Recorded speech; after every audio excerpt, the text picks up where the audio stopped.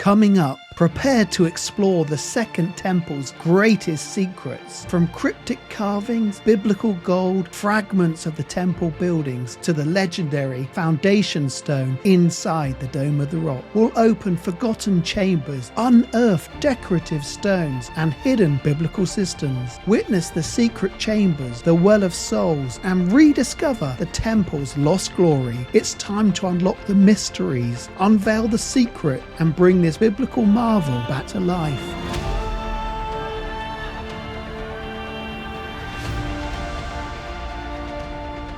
At 15, the lost temple images. Let's delve into the rich heritage of Herod's temple. No one was entirely sure what Herod's second temple in Jerusalem, Israel looked like until we started discovering ancient depictions of the second temple. By studying striking visual depictions of it, no one had ever seen an image of the second temple until archaeology unveiled mysteries of the ancient world. One simple depiction of the temple was uncovered on the Barcoba coins, which date to a period within the living memory of the Second Temple. This coin provides a reliable representation of the descriptions of the temple, such as possessing 4 great pillars. This was created in a period of chaos, so the design is very basic, but it represents a first-hand witness to the Second Temple in Jerusalem. Other examples of images from the Second Temple include the Magdala stone. In Magdala, they found this ancient stone in a synagogue portraying items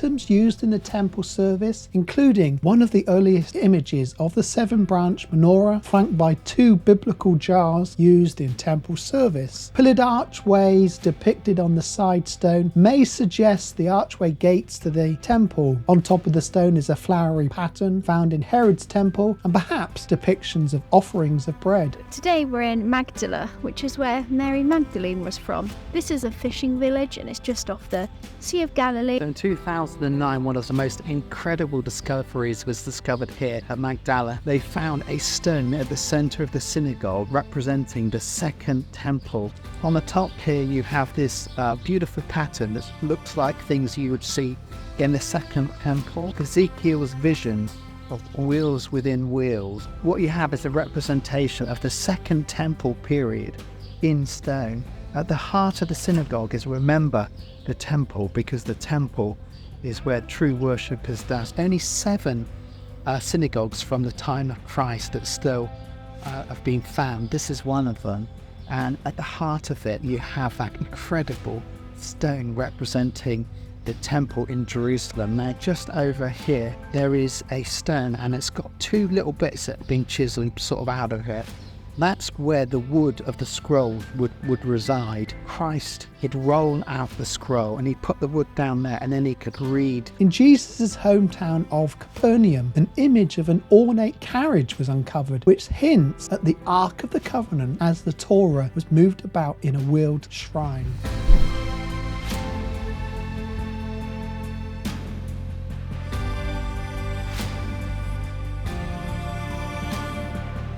At 14, surrounding walls and buildings, archaeologists are uncovering the secrets of biblical Jerusalem's towers and landmarks as we rediscover a world of architectural splendor. Because the Jewish temple represented the holiest site in Jerusalem, the rich and powerful wanted to live near to it. And surrounding the Jewish temples in Jerusalem were countless noteworthy buildings found in the Ophel, by the southern wall of the Temple Mount, to the recent Javati parking lot dig. The homes of the rich overlook the temple, like the burnt house in Upper Jerusalem, and the expensive buildings near the temple prove that the rich chose to abide near the Jewish temple in ancient Israel. So they are proving that there's something incredibly sacred on the Temple Mount, and they want to be near it, they want to see it. The powerful stay near the rich areas. So we're in the burnt house now. This was a super wealthy priestly home. All these storage vessels, all these wells, the coins, the wealth that they had, perfume bottles, cooking vessels. The Lord prophesied when he was walking on his way of suffering to the cross. He said to the women, "Don't weep for me, weep for your children," because he knew they were going to live through this period. The temple would burn and be destroyed. A temple had stood in Jerusalem for almost 1,000 years with a break between the two. And now look at this, we've got of the wood that is burned, the ceilings collapsed. These would have been highly plastered, really beautiful buildings.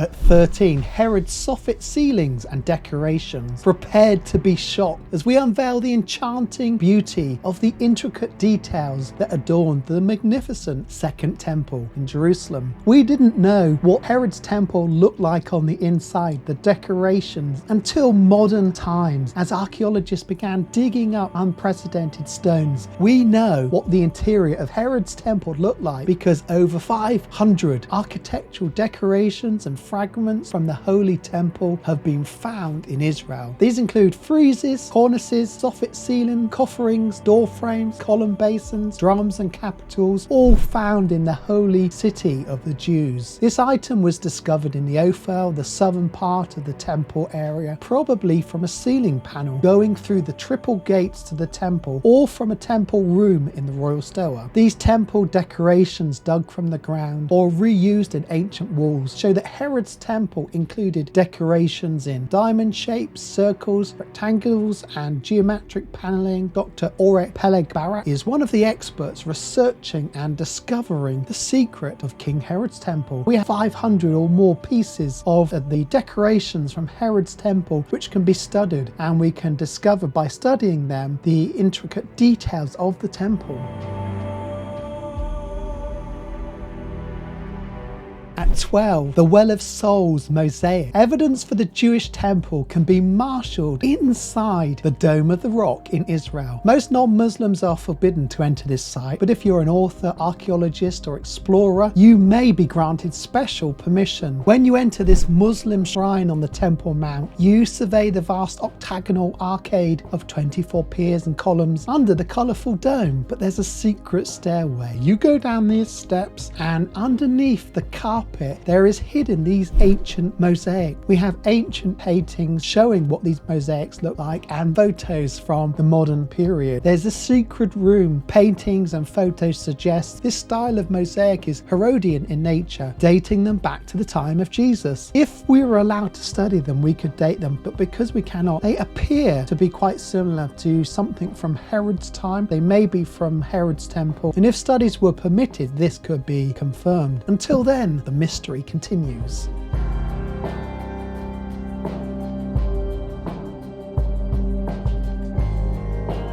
At 11, Herodian paving in situ on the Temple Mount. Have you ever wondered whatever happened to the great stones that King Herod used on the Temple Mount to build the platform? The truth is, they're still there. You just have to look down beneath your feet and examine the stones. The style of stones that King Herod used on the Temple Mount can be found in different areas. When King Herod extended the Temple Mount in preparation to build a larger second Jewish temple, he utilized a particular style of stone from a quarry in Jerusalem. Where the Dome of the Rock now stands is where Herod's temple used to stand. Some of these ancient stones can be encountered below your feet as you walk on the Temple Mount. Now, some of those stones have been covered, but as you walk about the Temple Mount and also other places in Jerusalem, like a part of the route on the Via Dolorosa, you can see ancient 1st century stones still there in situ, placed there by King Herod's men. So remember, look down to survey the history as it comes alive.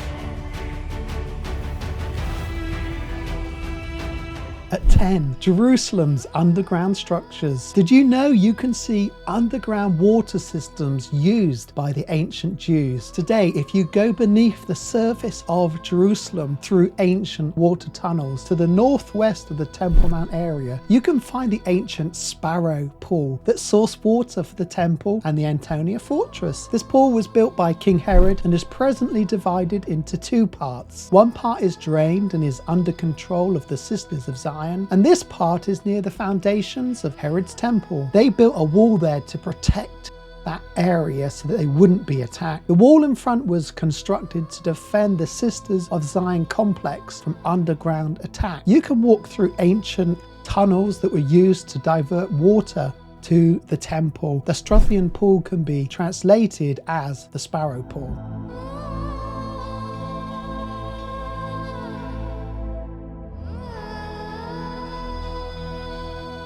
At 9, Jesus' ministry in the temple. Did you know the temple occupied a critical role in the life of Jesus of Nazareth? Jesus' ministry in the temple can be cross-referenced with ancient sources to clarify the layout and design of the temple. As an example, the temple courts are mentioned 34 times in the Gospels and the book of Acts, and they mention Solomon's porch 3 times. The 1st century historian Josephus says King Solomon added one cloister on the east of the Temple Mount, which became known as Solomon's Porch. It was in this porch that Jesus taught and where the early church met. Therefore, by cross-referencing maps and archaeological discoveries with ancient roads, we can develop an accurate description of what gates Jesus and his followers entered and left the temple from. Jesus walked into the courts. Jesus taught in Solomon's porch. These kind of things, the altar and the gold that Christ references. If you cross-reference what Christ said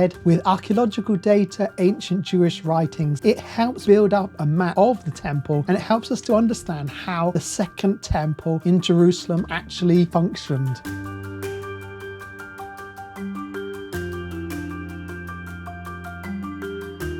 8. The foundation stone. Inside the shrine known as the Dome of the Rock is the foundation stone itself, known to the Jews as the navel of the earth. Some believe this was the heart of the Jewish temple in Israel, where the Ark of the Covenant stood, and a carved area similar to the Ark can be found within the rock. Regrettably, each generation has removed pieces from the original bedrock, altering its original shape. And when the Romans destroyed the Second Temple in AD 70, they dug up its foundations, damaging this rock in the process. Later, Christian pilgrims carved pieces out of the rock souvenirs, so the Crusaders covered it like they did with the tomb of Christ. Lamentably, the rock was damaged when this was removed in another conquest.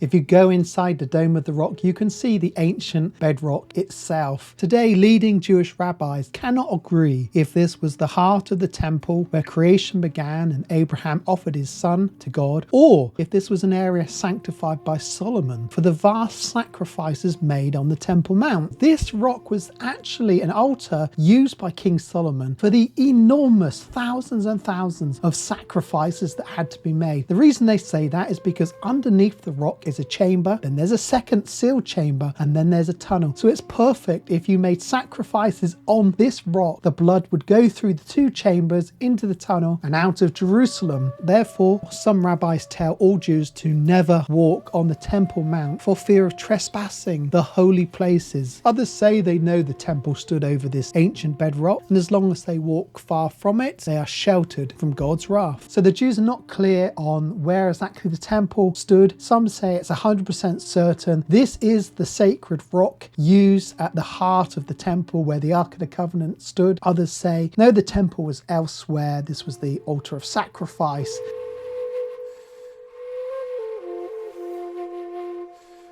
At 7, the priest's court marble floor. Do you realize ancient parts of the Jewish temple can still be found on the Temple Mount today? Ancient sources tell us that the priest's court in Herod's temple possessed a marble floor so that the blood of the sacrifices did not seep into the limestone rock found elsewhere on the temple. In the 1st century book War of the Jews, we are told, and that stone was white marble. This marble stayed cool in the summer, which assisted the priests as they walked barefoot in the holy place, so you can actually direct the blood away from the temple, and remnants of the white marble can be found on the Temple Mount today. You can still find pieces of marble that have been reused all over the temple. Now, we're not allowed to study them, we're not allowed to date them, so we don't know if it's from Herod's temple, but it's more than likely. Until the studies are allowed, the mystery continues.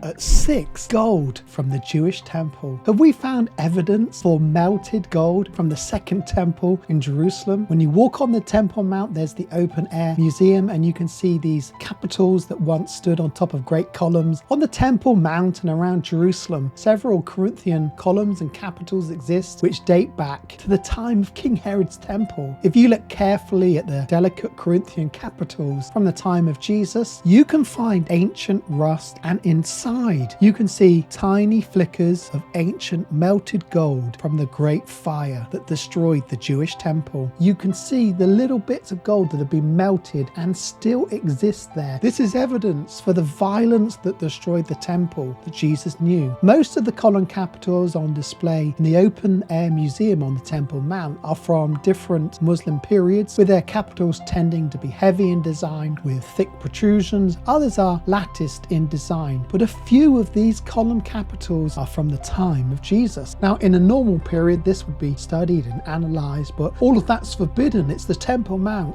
Everybody wants a piece of the temple.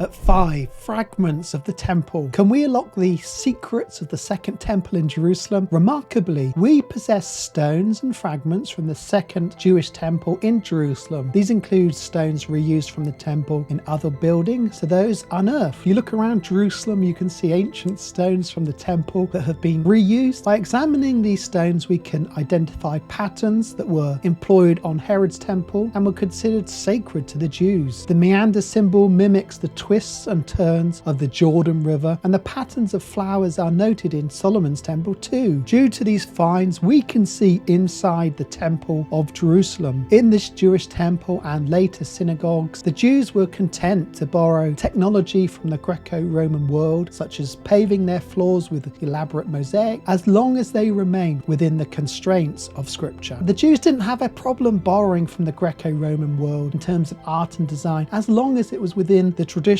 and constrictions of Torah. So at the bottom of the Temple Mount here we've got the remains of the buildings from the temple that were destroyed and thrown down. So this looks like a foundation piece from the Royal Stoa, the great column building that stood up there.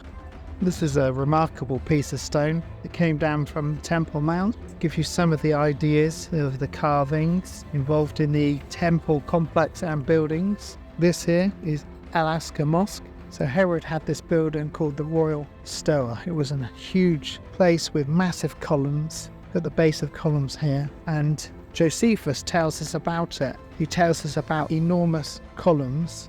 Look at these broken columns here. All these columns are left over, broken, smashed. So look at this one. So there's a thought that many of these could have come from Herod's temple, and the Romans destroyed it all, and then they've tried to reuse what they can reuse, but the rest are just left here smashed. Look at this one. Everywhere.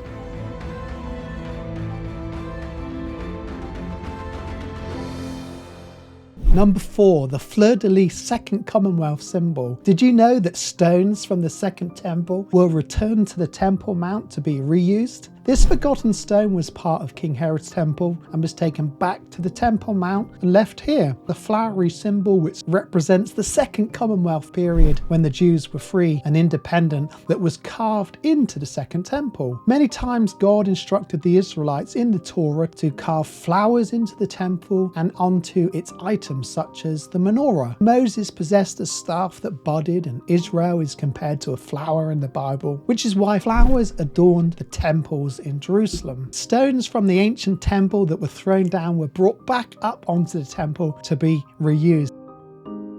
At 3, the priest's golden bell. Have archaeologists discovered an ancient item worn by the temple priests? Something shocking was discovered in the drainage tunnels of Jerusalem that came from the Temple Mount. Moses required the priests to wear golden bells on their garments, and one of these Second Temple bells have been found around Jerusalem, which fell from the priest's clothing and was rediscovered 2,000 years later in the drainage tunnels from the Jewish temple.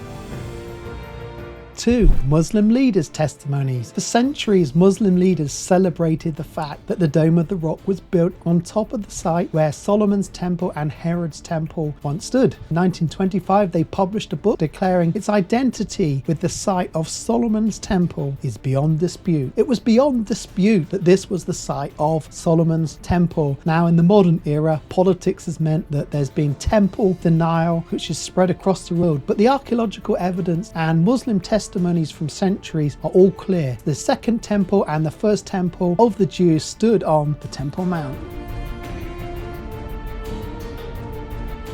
At one eyewitness accounts, when the ancient Jews realized that the temple was not going to be rebuilt in their lifetime, they began to write down descriptions of what the temple looked like and how it operated in preparation for the third temple in Jerusalem to be built. Around the Sea of Galilee, in Sepphoris and other Jewish strongholds in ancient Israel, the sacred knowledge of the temple life was written down and passed on. And combining this with the New Testament descriptions, it provides us with many eyewitness accounts of the life of the Second Temple in Jerusalem, ancient Israel. You get a good idea of how the Second Temple operated. Here at Hammat, Tiberias, you have these beautiful natural hot springs which were incorporated into the city. So this is a recreation of what the synagogue from the 4th century to the 5th century would have looked like.